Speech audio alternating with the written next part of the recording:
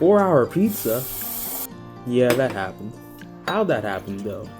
Well, here's what you need to know. It all started with 2 mistakes.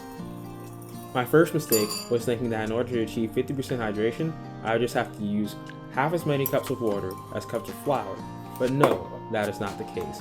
1 cup of water is 240 grams. 1 cup of flour is 120 grams. At the start, I was aiming for roughly 50% hydration. I used a cup and a third of water with 2.5 cups of flour. Of what I used 320 grams of water and 300 grams of flour. I was looking at it like maybe, and I was like, no, it'll be fine. It wasn't.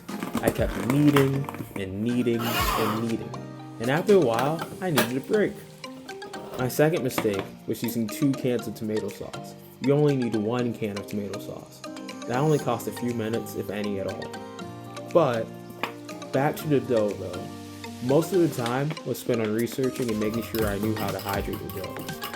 Only to overhydrate the dough. To fix this, I ended up adding 1.5 cups of flour to the dough. If you do the math, I was initially at over 100% hydration.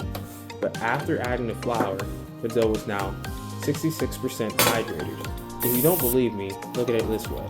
We used 320 grams of water and that stayed the same.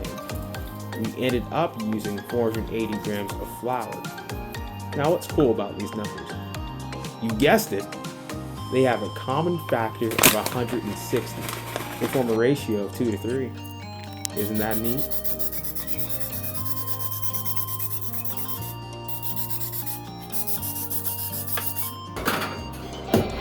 $4.50 by the way.